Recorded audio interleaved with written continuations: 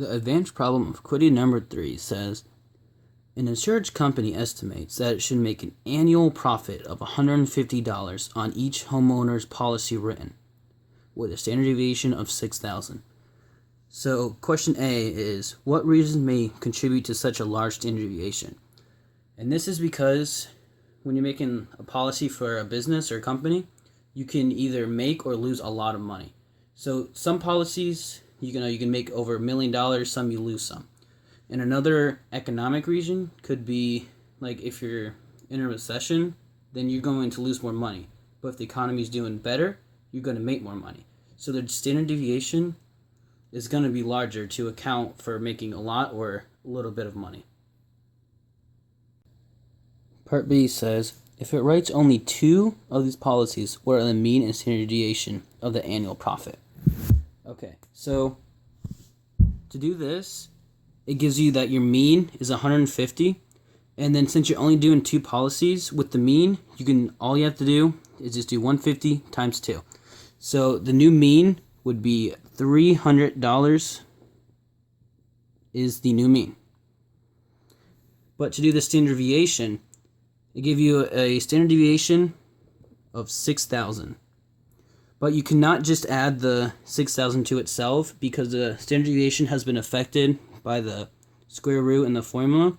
So what you have to do is take 6,000, square it, and then add it to 6,000 and square that also. And then take the square root of the whole thing. This is because this is policy 1, standard deviation. This is policy number 2, standard deviation. And this will give you your new standard deviation.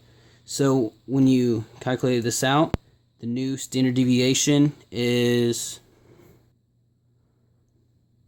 8485.28.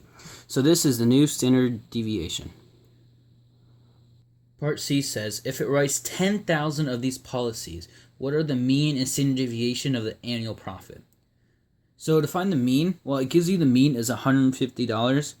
And so since if every policy on average makes you $150 and you did 10,000 policies, you do 150 times 10,000 and your new mean would be 1.5 million. And to find the standard deviation, so to find the new standard deviation of one policy, you would just do the square root of 6,000 squared. And then since you want to do this for 10,000 policies, you just do this 10,000 times. So this is the same thing as writing 6,000 squared plus 6,000 squared plus 6,000 squared, all in the square root. So this gives you the new standard deviation, and that will give you 600,000. So the mean is $1.5 million, and the standard deviation is $600,000. Part D says, is the company likely to be profitable? Explain. So for the 10,000 policies, your mean is 1.5 million and the standard deviation is 600,000. So this means, well, profitable means you're going to make some money. So if you were to make $0, so no money, it is 2 standard deviations away from the mean.